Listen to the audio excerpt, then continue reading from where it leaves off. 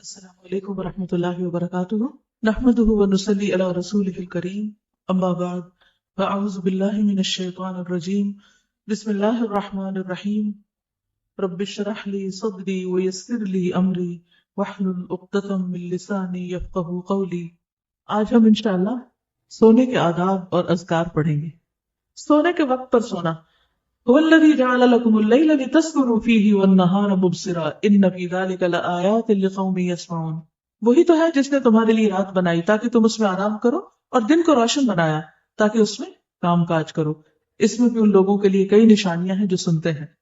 پھر اسی طرح عشاء کی نماز پڑھے بغیر نہ سونا۔ عبداللہ بن مسعود بیان کرتے ہیں کہ نبی صلی اللہ علیہ وسلم کے سامنے ایک شخص کا ذکر کیا گیا کہ وہ صبح تک پڑا سوتا رہا اور فرض نماز کے لیے نہیں اٹھا۔ اس پر آپ نے فرمایا شیطان نے اس کے کان میں پیشاب کر دیا ہے۔ نماز عشاء میں سستی کو منافقت کی علامت قرار دیا گیا ہے۔ حضرت ابو ہریرہ سے روایت ہے کہ رسول اللہ صلی اللہ علیہ وسلم نے فرمایا منافقوں پر فجر اور عشاء کی نماز سے بھاری کوئی نماز نہیں ہوتی۔ نماز وتر کا اہتمام کرنا۔ نماز وتر رات کی آخری نماز ہے۔ اندیشہ ہو کہ تہجد کے لیے بیدار نہ ہو سکیں گے تو وتر پڑھ کے سوئیں۔ پھر اسی طرح حدیث میں آتا ہے کہ جسے اندیشہ ہو کہ وتر پڑھنے کے لیے رات کے آخری حصے میں نہیں اٹھ سکے گا، اسے رات کے پہلے حصے میں عشاء کے بعد وتر پڑھ لینی چاہیے۔ نماز عشاء کے بعد سونے میں تاخیر نہیں کرنی چاہیے، سوائے اس کے کہ ذکر الہی، علمی گفتگو یا دینی مذاکرہ ہو۔ گھر والوں سے ضروری بات کے لیے جاگا جا سکتا ہے۔ نبی صلی اللہ علیہ وسلم نے فرمایا رات کا اندھیرا پھیل جانے کے بعد لایانی گفتگو نہ کیا کرو۔ اور ہمارے اکثر پروگرامز اور جو کچھ ہم دیکھتے سنتے ہیں یا جو کچھ ہوتا ہے وہ عام طور پر لایانی ہی ہوتا ہے۔ ابو برزہ اسلمی کہتے ہیں کہ آپ صلی اللہ علیہ وسلم عشاء میں تاخیر پسند فرماتے، لیکن اس سے پہلے سونے کو اور اس کے بعد باتوں کو ناپسند کرتے۔ بسم اللہ پڑھ کر گھر کے دروازے بند کر دینے چاہیے، کیونکہ حدیث میں آتا ہے کہ دروازوں کو بند کر لیا کرو اور اللہ کا نام لے لیا کرو، کیونکہ شیطان بند دروازے نہیں کھولتا۔ سونے سے قبل آگ وغیرہ بجھا دینی چاہیے، خصوصاً سردی کے موسم میں گیس کے ہیٹرز وغیرہ بند کر دینی چاہیے۔ نبی صلی اللہ علیہ وسلم نے فرمایا جب سونے لگو تو گھر میں آگ کھلی نہ چھوڑو۔ آپ نے فرمایا ابن عباس سے روایت ہے کہ ایک بار ایک چوہیا چراغ کی بتی گھسیٹتی ہوئی لے آئی اور رسول اللہ صلی اللہ علیہ وسلم کے سامنے چٹائی پر ڈال دی جس پر آپ تشریف فرما تھے، اور ایک درہم کے برابر جگہ بھی جل گئی۔ تو آپ نے فرمایا جب تم سونے لگو تو اپنے چراغ بجھا دیا کرو، یعنی آگ کھلی نہیں رہنی چاہیے، کیونکہ ہو سکتا ہے کہ شیطان جو ہے وہ گھروں میں آگ لگانے کی کوشش کرے۔ شیطان اس قسم کی مخلوق کو آگے لگا لیتا ہے اور تمہارے گھروں میں آگ لگا دیتا ہے۔ نبی صلی اللہ علیہ وسلم نے فرمایا آگ دشمن ہے، اس لیے اس سے بچو۔ ابن عمر رات کو سونے سے پہلے اپنے گھر میں جہاں بھی آگ جل رہی ہوتی تھی بجھا کر سوتے تھے۔ ایسی جگہ سونے سے پرہیز کرنا چاہیے جہاں تازہ ہوا نہ آئے۔ ایسی چھت پہ نہیں سونا چاہیے جہاں منڈیر نہ ہو۔ رسول اللہ صلی اللہ علیہ وسلم نے فرمایا جو شخص کسی ایسی چھت پہ سوئے جس کے گرد کوئی منڈیر یعنی دیوار وغیرہ نہ ہو تو اس سے ذمہ اٹھ گیا، یعنی وہ اٹھ کے بازوں کو چلنے کی عادت ہوتی اور چھت سے نیچے جا گرا مر گیا تو پھر اس کا اپنا قصور ہے۔ پھر اسی طرح تنہا گھر میں نہیں سونا چاہیے، بالکل آل الون۔ ابن عمر سے مروی ہے کہ نبی صلی اللہ علیہ وسلم نے تنہا رات گزارنے سے منع فرمایا۔ کچھ بھی ہو سکتا ہے رات کو انسان کو، تو کوئی نہ کوئی آس پاس ہونا چاہیے۔ برا بن عازب کہتے ہیں کہ نبی صلی اللہ علیہ وسلم نے فرمایا جب تم رات کو بستر پر لیٹو تو نماز کی طرح وضو کر لیا کرو، یعنی سونے سے پہلے وضو کر کے سونا چاہیے، کیونکہ اس کے بارے میں آتا ہے کہ جو شخص باوضو رات کو سوتا ہے اس کے بستر میں فرشتہ رات گزارتا ہے۔ جب بھی وہ رات کی کسی گھڑی میں نیند سے بیدار ہوتا ہے فرشتہ کہتا ہے اللہ اپنے فلاں بندے کو معاف کر دے، اس لیے کہ وہ باوضو سوئے۔ ساری رات فرشتے دعائیں کرتے رہتے ہیں۔ حدیث میں آتا ہے جو مسلمان باوضو ہو کر اللہ کا ذکر کرے اور ذکر کرتے ہوئے سو جائے، پھر رات کے کسی حصے میں اس کی آنکھ کھل جائے اور وہ اللہ سے دنیا اور آخرت کی خیر مانگے تو اللہ تعالیٰ اس کو عطا فرما دے گا، یہ دعائیں بھی قبول ہوتی ہیں ایسے شخص کی۔ پھر وضو کا پانی اور مسواک تیار کر کے سونا چاہیے، کیونکہ صبح اٹھ کے انسان کو ایسی سستی ہوتی ہے کہ اگر اس وقت مسواک جگہ پہ نہیں رکھا ہو تو پھر ملتا ہی نہیں۔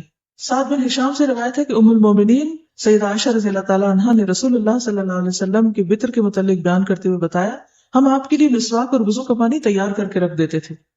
تو آج کل یہ ہے کہ سونے سے قبل رات ٹینکی وغیرہ کا پانی چیک کر کے سوئیں، تاکہ ایسا نہ ہو کہ صبح کے وقت بجلی بھی گئی ہوئی ہو اور پانی بھی نہ ہو اور نماز میں تاخیر ہو جائے، تو ایسا نہ ہو۔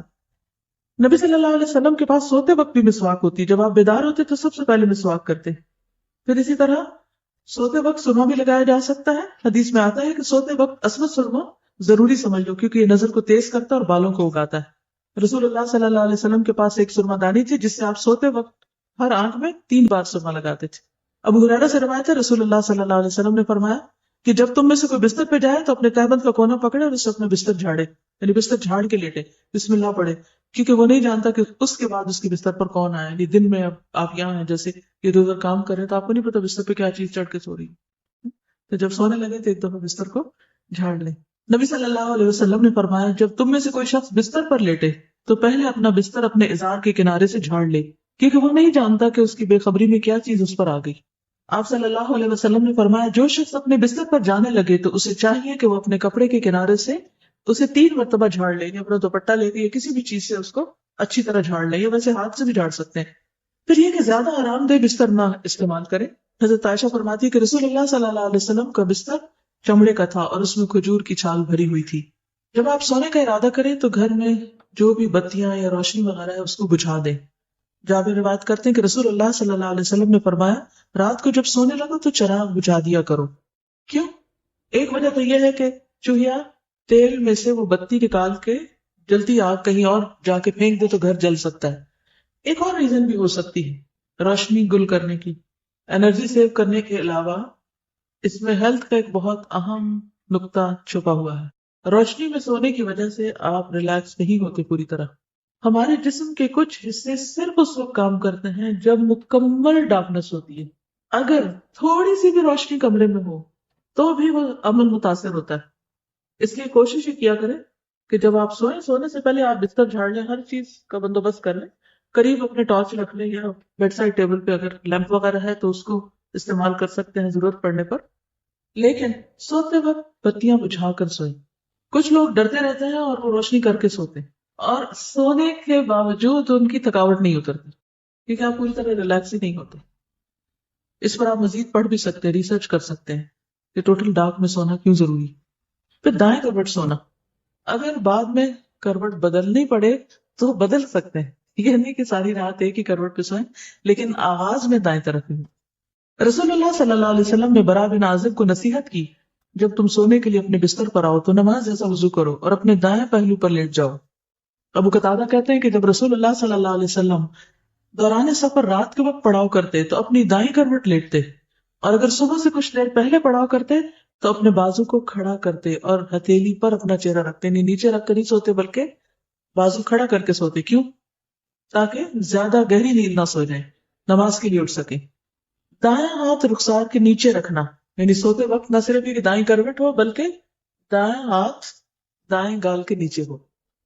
سیدنا حذیفہ نے فرمایا کہ رسول اللہ صلی اللہ علیہ وسلم جب رات کو بستر پر لیٹتے تو اپنا ہاتھ رخسار کے نیچے رکھتے تھے.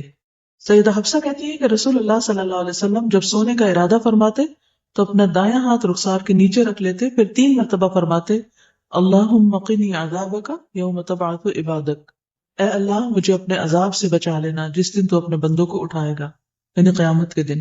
تجربات سے یہ بات پتہ چلتی ہے کہ دائیں ہتھیلی اور رخسار کے ملنے سے، یعنی دائیں ہتھیلی اور رخسار دو جگہوں کے ملنے سے دماغ کا دائیں حصہ متحرک ہو جاتا ہے. اس طرح دوران خون تحریک کا سلسلہ شروع ہو جاتا ہے، یعنی سرکولیشن بہتر ہوتی ہے. اس عمل کے دوران زائد اور مضر چربی LDL کو زائل ہو جاتی، جس سے اعصاب پرسکون ہوتے ہیں اور نیند بھی پرسکون ہوتی. تو ہر چیز میں ایک حکمت ہے، لیکن ہم اس سے بڑھ کر سنت کی پیروی کریں گے. پھر پیٹ کے بل الٹا ہو کر نہ لیٹیں. ابو ہریرہ رضی اللہ عنہ سے روایت ہے کہ رسول اللہ صلی اللہ علیہ وسلم نے ایک آدمی کو پیٹ کے بل لیٹے ہوئے دیکھا تو فرمایا اس طرح پیٹ کے بل لیٹنا اللہ تعالیٰ کو پسند نہیں.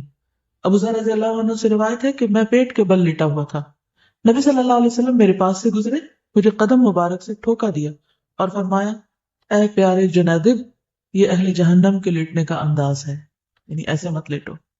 منہ لپیٹ کر نہ سونا، کچھ لوگ رضائی کے اندر منہ رکھ کے سوتے، اس سے کیا نقصان ہوتا ہے؟ آکسیجن نہیں ملتی اور کاربن ڈائی آکسائڈ ہی انہیل کرتے رہتے ہیں بار بار. اب ساری رات اگر یہی کام کریں گے تو صبح فریش کیسے اٹھیں گے؟ پھر اللہ کا ذکر کرنا، نبی صلی اللہ علیہ وسلم نے فرمایا جو آدمی اپنے بستر پر آئے لیکن اللہ کا ذکر نہ کرے وہ بھی اس کے لیے باعث حسرت ہوگا، یعنی بستر اس کے خلاف گواہی دے گا. عبداللہ بن مسعود کہتے ہیں کہ اللہ کا ذکر کرتے وقت نیند کا آنا شیطان کی طرف سے ہے، یعنی اللہ کے ذکر کے دوران سونا شیطان کی طرف سے. اگر چاہو تجربہ کر کے دیکھ لو، اور جب تم میں سے کوئی سونے کا ارادہ کرے تو اللہ تعالیٰ کا ذکر کرے. تسبیحات فاطمہ پڑھنا یہ ہر تھکاوٹ کا علاج بھی ہے.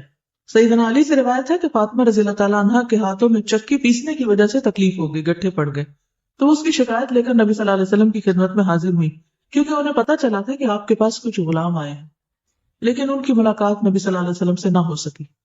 اس لیے حضرت فاطمہ نے حضرت عائشہ سے اس بات کا ذکر کیا جب آپ گھر تشریف لائے تو حضرت عائشہ نے اس کا تذکرہ کیا.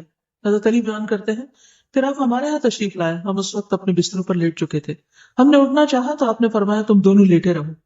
پھر آپ میری اور فاطمہ کے درمیان بیٹھ گئے. میں نے آپ صلی اللہ علیہ وسلم کے قدموں کی ٹھنڈک اپنے پیٹ پر محسوس کی. پھر آپ نے فرمایا تم دونوں نے جو چیز مجھ سے مانگی ہے کیا میں اس سے بہتر چیز نہ دوں، کیا اس سے بہتر بات نہ بتاؤں؟ جب تم اپنے بستر پر لیٹ جاؤ تو 33 بار سبحان اللہ، 33 بار الحمدللہ اور 34 بار اللہ اکبر کہو، یہ تمہارے لیے خادم سے زیادہ بہتر ہے. اس میں کیا سیکھنے کی بات ہے کہ جب بچے کو مطالبہ لے کر آئے تو کیا کرنا چاہیے؟ ان کی توجہ اس سے بہتر بات کی طرف کر دینی چاہیے. یعنی اگر آپ نے کچھ نہ دینا ہو تو ایک اچھی بات ہی بتا دیں. عموماً ہم کیا کرتے ہیں جب ہم بچوں کو کچھ دینا نہیں چاہتے تو پھر کیا کرتے ہیں؟ ڈانٹ ڈپٹ کو بھیج دیتے ہیں. تو بہتر ہے کہ کوئی اچھی بات بتا دیں ان کو. آیت الکرسی پڑھنا. آیت الکرسی شیطان سے محفوظ رکھنے والی آیت ہے. وہ مشہور روایت جس میں سیدنا ابی ابن کعب اپنے والد سے روایت کرتے ہیں کہ ان کے کھجوروں کے کھیت تھے، وہ اس میں کمی دیکھتے، یعنی ان کی چوری ہوتی تھی. ایک رات انہوں نے چور پکڑ لیا. وہ ایک جانور سے مشابہ ایک نوعمر لڑکا تھا، جانور جیسی شکل تھی. انہوں نے سلام کیا تو اس نے جواب دیا. پوچھا تم کون ہو، جن ہو یا انسان؟ اس نے کہا میں جن ہوں. انہوں نے کہا اپنا ہاتھ میری طرف بڑھاؤ. اس نے اپنا ہاتھ بڑھایا. اس کا ہاتھ کتے کے ہاتھ کی طرح تھا، بال کتے کے بال کی طرح تھے. انہوں نے پوچھا کیا اس طرح جنوں کی تخلیق ہوئی، یعنی ایسی شکل ہوتی ہے؟ اس نے کہا میں یہ جانتا ہوں کہ جنوں میں مجھ سے زیادہ شدید اور کوئی نہیں. یعنی یہ نہیں بتایا لیکن کہا کہ میں ایک قوی جن ہوں. انہوں نے کہا تم میرے پاس کیوں آئے؟ اس نے کہا مجھے خبر ملی ہے کہ تم صدقہ کرنا بہت پسند کرتے تو میں تمہارے کھانے میں سے اپنا حصہ لینے آیا. انہوں نے کہا کیا چیز تم سے بچا سکتی؟ اس نے کہا وہ آیت جو سورۃ البقرہ میں ہے، یعنی آیت الکرسی. لفظ نہیں آیت الکرسی بولا. جو کوئی اس کو رات کے وقت پڑھے گا وہ صبح تک مجھ سے پناہ میں رہے گا، اور جو صبح سے پڑھے گا وہ رات تک مجھ سے پناہ میں رہے گا. پھر جب صبح کو انہوں نے اس بات کا ذکر نبی صلی اللہ علیہ وسلم سے کیا تو آپ نے فرمایا اس خبیث نے سچ کہا. آپ کی تو نہیں کبھی چوری ہوئی؟ کوئی چیز کم تو نہیں ہوئی؟ عام طور پر جب کوئی چیز چوری ہو جاتی ہے، کم ہو جاتی ہے تو ہم صرف انسانوں پر ہی شک کرتے ہیں. اس میں ایک احتمال یہ بھی رکھیے کہ شیاطین ہیں یا شیطانوں کے چیلے ہیں جو یہ کام کرتے ہیں. تو ان سب سے بچنے کے لیے کیا کرنا چاہیے؟ جی ہاں، اس وقت یہ کہتے ہیں اور کیا تم نہیں لے گئے تو جن لے گیا کوئی. اب آپ دیکھیے کہ یہ ایک صحیح روایت ہے اور اس سے پتہ چلتا ہے کہ وہ آپ کے کھیتوں میں سے کچھ چرانے کے لیے آیا تھا. تو رات سوتے وقت ہم تو سو جاتے ہیں، بے ہوش ہو جاتے ہیں، ہمیں کیا خبر کہ کیا ہو رہا ہے آس پاس. تو ان چیزوں کی حفاظت اللہ ہی کرتا ہے، لہٰذا اللہ کے نام سے ہر ایک کو اللہ کی امان میں دے دینا چاہیے. آیت الکرسی تو سب کو آتی نہیں، آتی تو یاد کر لیجیے. پھر دوسری روایت حضرت ابو ہریرہ والی بھی ہے اس سلسلے میں، جن کو صدقہ فطر پر مقرر کیا گیا اور 3 رات تک شیطان آتا رہا اور وہ اس میں سے چرانے کی کوشش کر رہا تھا تو حضرت ابو ہریرہ پکڑ لیتے تھے.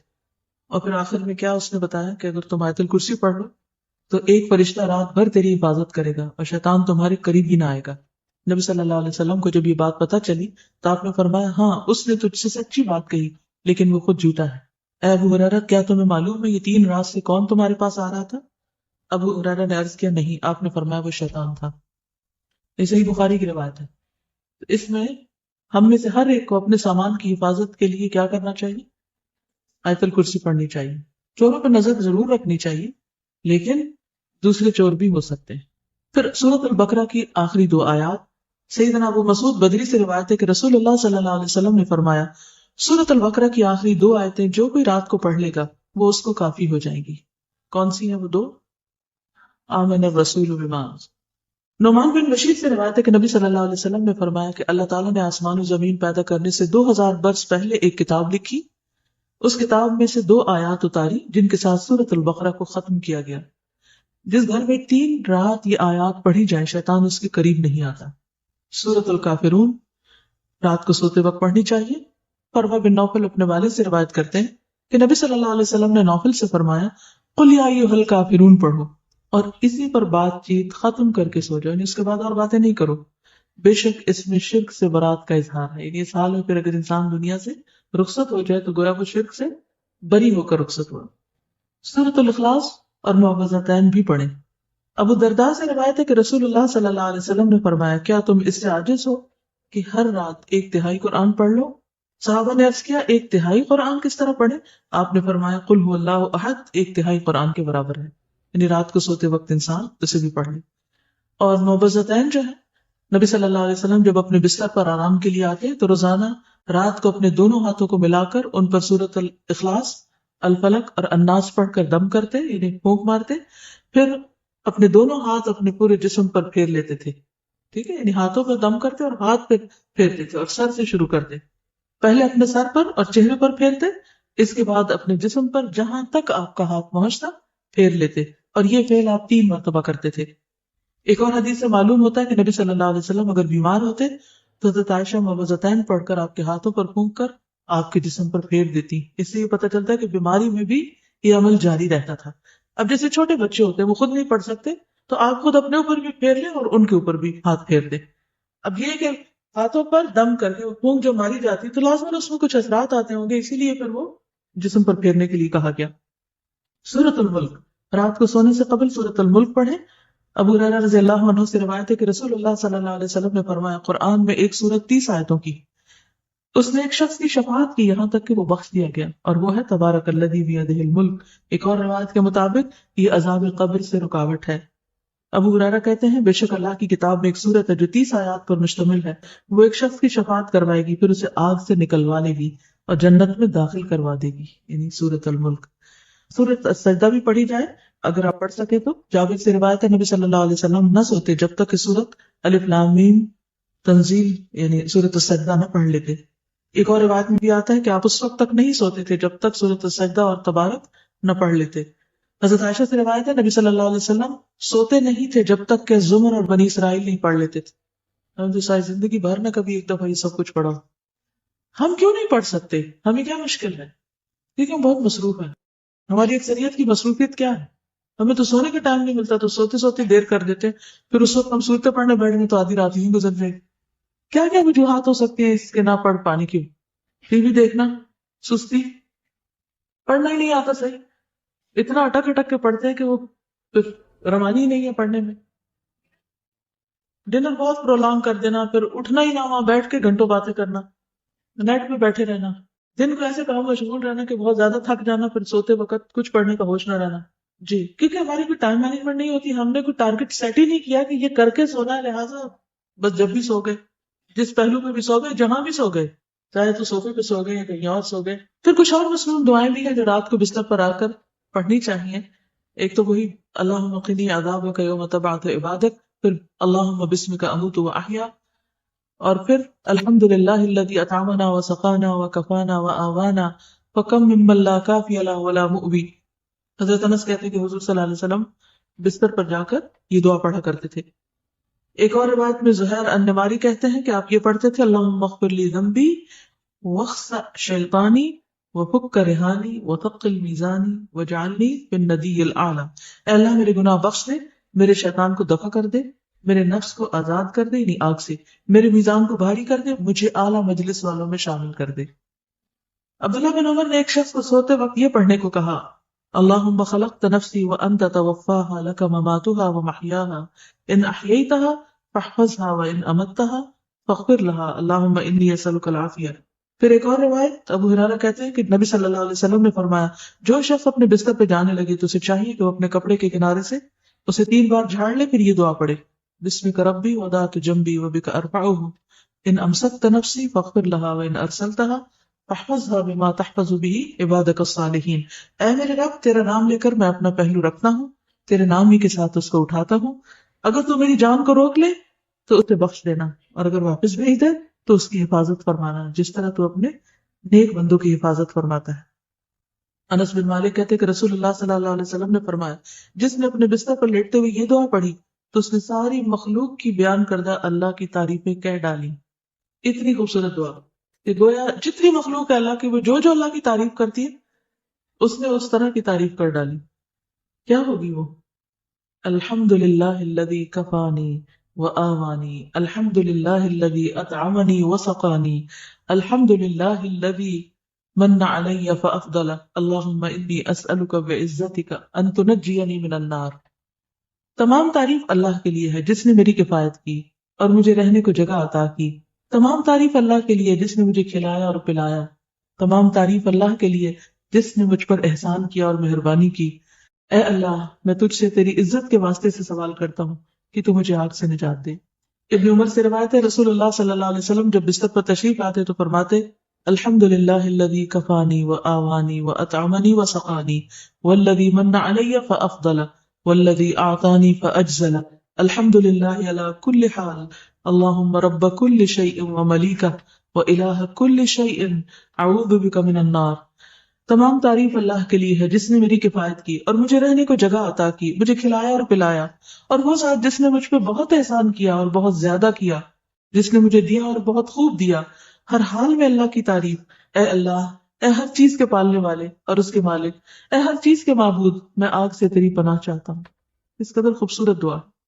ابو ہریرہ سے مروی ہے کہ ایک مرتبہ ابوبکر نے عرض کیا، اے اللہ کے رسول صلی اللہ علیہ وسلم، مجھے ایسی دعا سکھا دیجیے جو میں صبح شام بستر پر لیٹتے وقت پڑھ لیا کروں. تو آپ نے یہ دعا سکھائی، اللہم عالم الغیب والشہادۃ فاطر السماوات والارض رب کل شیء وملیکہ اشہد ان لا الہ الا انت اعوذ بک من شر نفسی ومن شر الشیطان وشرکہ. پھر نبی صلی اللہ علیہ وسلم نے فرمایا جو شخص اپنے بستر پر جا کر یہ دعا پڑھے اس کے سارے گناہ معاف کر دیے جائیں گے، خاص سمندر کی جھاگ برابر ہوں.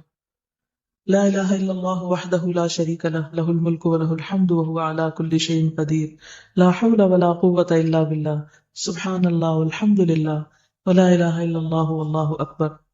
برا بن عازب کہتے ہیں نبی صلی اللہ علیہ وسلم نے ایک صحابی کو وصیت کی اور فرمایا جب تم بستر پہ جانے لگو تو یہ پڑھا کرو، اللہم اسلمت نفسی الیک وفوضت امری الیک ووجہت وجہی الیک والجأت ظہری الیک رغبۃ ورہبۃ الیک لا ملجا ولا منجا منک الا الیک آمنت بکتابک الذی انزلت ونبیک الذی ارسلت. اے اللہ، میں نے اپنی جان تیرے حوالے کی، اپنا معاملہ تجھے سونپا، اپنے آپ کو تیری طرح متوجہ کیا، اپنی پشت کو تیری پناہ میں دے دیا، تجھ سے امید کے ساتھ اور خوف کے ساتھ، تیرے سوا کوئی جائے پناہ اور نجات کی جگہ نہیں. میں ایمان لایا تیری کتاب پر جو تو نے نازل کی اور تیرے نبی پر جس کو تو نے بھیجا. دیکھیے کتنے ذکر ہیں، کتنی دعائیں، ایک سے ایک بڑھ کر خوبصورت ہے. سیدنا سہیل سے روایت ہے جب ہم میں سے کوئی سونے لگتا تو ابو صالح کہتے دائیں کروٹ پہ سو جاؤ اور یہ دعا پڑھو، اللہم رب السماوات ورب الارض ورب العرش العظیم ربنا ورب كل شيء خالق الحب والنوى ومنزل التوراة والانجیل والفرقان اعوذ بك من شر كل شيء انت آخذ بناصيته اللهم انت الاول فليس قبلك شيء وانت الاخر فليس بعدك شيء وانت الظاهر فليس فوقك شيء وانت الباطن فليس دونك شيء اقض عنا الدين واغننا من الفقر. نیند آنے تک ذکر کرتے رہیں. ربیہ بن کعب اسلمی کہتے ہیں میں دن کے وقت نبی صلی اللہ علیہ وسلم کی خدمت کرتا، جب رات ہو جاتی تو میں آپ کے دروازے پر جا کر رات گزارتا، میں آپ کو ذکر کرتے ہوئے سنتا رہتا، آپ سبحان اللہ سبحان اللہ سبحان ربی پڑھتے رہتے یہاں تک کہ میں اکتا جاتا، مجھ پہ نیند کا غلبہ آ جاتا اور میں سو جاتا. رات کو پہلو بدلتے وقت لا الہ الا اللہ الواحد القہار رب السماوات والارض وما بینہما العزیز الغفار. رات آنکھ کھل جائے لا الہ الا اللہ وحدہ لا شریک لہ لہ الملک ولہ الحمد وہو علی کل شیء قدیر الحمد للہ وسبحان اللہ ولا الہ الا اللہ واللہ اکبر ولا حول ولا قوۃ الا باللہ. پھر کہے اللہم اغفر لی، یا کوئی دعا کرے تو اس کی دعا قبول ہوگی. اگر بستر سے اٹھ کر وضو کرے اور نماز پڑھے تو نماز قبول ہوگی. پھر برا خواب آ جائے تو دعا پڑھیے اعوذ باللہ من شر الشیطان وشرہا. پھر نیند میں ڈر جانے پر بھی دعا پڑھے اعوذ بکلمات اللہ التامات من غضبہ وعقابہ وشر عبادہ ومن ہمزات الشیاطین وان یحضرون. زبانی یاد کر لیں ورنہ رات کو اٹھ کے لائٹ آن کر کے کہاں سے ڈھونڈ کے پڑھیں. نیند میں ڈر جائیں تو پڑھیں اعوذ بکلمات اللہ التامات من غضبہ وعقابہ وشر عبادہ ومن ہمزات الشیاطین وان یحضرون. پھر اسی طرح خالد بن ولید کہتے ہیں میں رات کو نیند میں گھبرا جایا کرتا تھا تو نبی صلی اللہ علیہ وسلم کی خدمت میں حاضر ہوا تو میں نے عرض کی میں رات کو نیند میں ڈر جاتا ہوں تو میں اپنی تلوار اٹھا لیتا ہوں اور جو چیز سامنے آتی ہے اسے مار ڈالتا ہوں. آپ نے فرمایا کیا میں تمہیں وہ کلمات نہ سکھاؤں کہ جو روح الامین نے مجھے سکھائے؟ میں نے کہا کیوں نہیں؟ آپ نے فرمایا کہو اعوذ بکلمات اللہ التامات التي لا يجاوزهن بر ولا فاجر من شر ما ينزل من السماء وما يعرج فيها ومن شر فتن الليل والنهار ومن كل طارق الا طارقا يترك بخير يا رحمن. اسی طرح ایک اور روایت میں ہے رسول اللہ صلی اللہ علیہ وسلم نے فرمایا جو رات میں تکلیف اور مشقت اٹھانے سے گھبرائے اور ڈرے کہ دشمن اس سے لڑے تو وہ کثرت سے یہ کلمات پڑھے سبحان اللہ والحمد للہ ولا الہ الا اللہ واللہ اکبر. وآخر دعوانا الحمد للہ رب العالمین.